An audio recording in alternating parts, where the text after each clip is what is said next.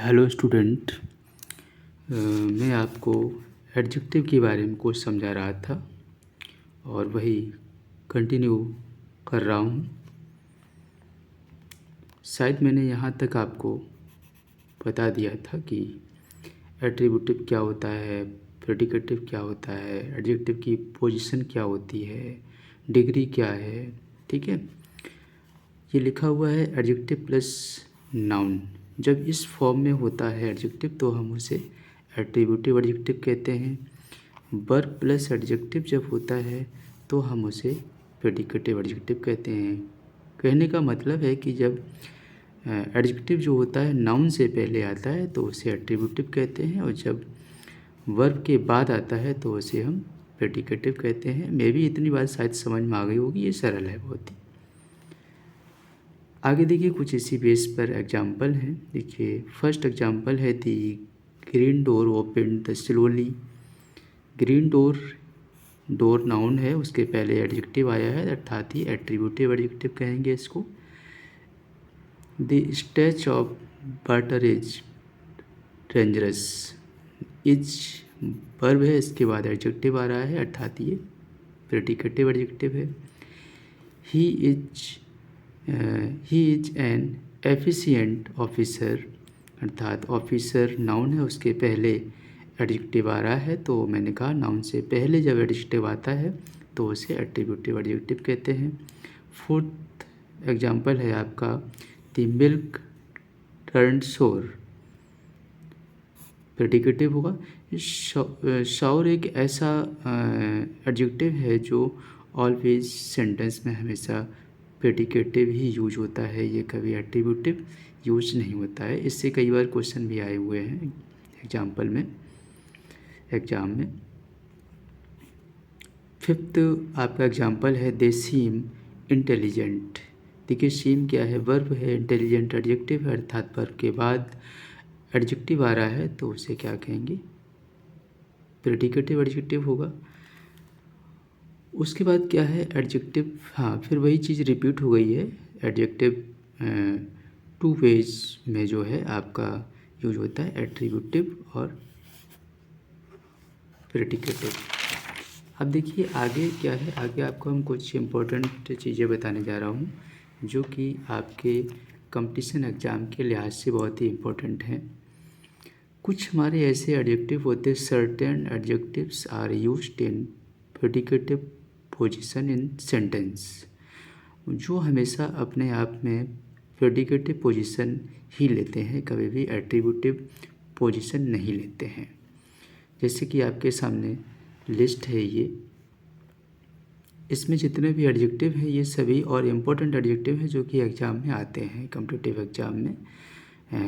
जो कि पहला एडजेक्टिव है अफ्रेड, दूसरा alone, asleep, awake, alike, alive, afloat, alert, aware, ashamed, fond, eager, sure. तो ये इतने सारे जो आपके एडजेक्टिव हैं ये हमेशा सेंटेंस में वर्ब के बाद आते हैं, कभी भी नाउन के पहले नहीं आते हैं। जैसे कि एग्जांपल देखिए, फर्स्ट एग्जांपल है आई सा 3 alive man lying on the road. ये सेंटेंस अपने आप में रॉन्ग है क्योंकि मैन के पहले अलाइव को लगाया, उस लिस्ट में अलाइव है जो कि अपने आप में अलाइव है, जो कि अपने आप में मैंने कहा कि वर्ब के बाद आता है। इसका सही सेंटेंस लिखा है मैंने, आई सा 3 man alive lying on the road. ये सही है क्योंकि वर्ब के बाद सेंटेंस में आता है। दूसरा है he is afraid, he is afraid, afraid जो ये भी सही है, इसका यूज हमेशा प्रेडिकेटिव होता है। He is an afraid man, ये गलत है क्योंकि यहाँ पर एट्रीब्यूटिव यूज कर दिया अफ्रेड का, अर्थात अफ्रेड का कभी भी एट्रीब्यूटिव यूज नहीं होता है, हमेशा प्रेडिकेटिव होता है। He is a frightened man, frightened एक ऐसा एडजेक्टिव है जो कि अपने आप में होता अफ्रेड का जो अर्थ होता है वही इसका अर्थ होता है, लेकिन ये एट्रीब्यूटिव यूज इसका हो जाता है। ठीक ठीक है, ये अपने आप में ठीक है। ही इज अलोन, अलोन भी अपने आप में कभी भी एट्रीब्यूटिव यूज नहीं होता है, प्रेडिकेटिव यूज होता है, अर्थात सेंटेंस ठीक है। दूसरा कहेंगे तो हम अलोन और लॉनली में अंतर बताना चाहेंगे आपको। दोनों का मतलब ही अकेला होता है। अलोन और लॉनली का मतलब होता है, अलोन वर्ड ऐसा है जो अपने आप, अलोन शब्द या एडजेक्टिव कहेंगे ऐसा है जो अपने आप में प्रेडिकेटिव यूज होता है इसका।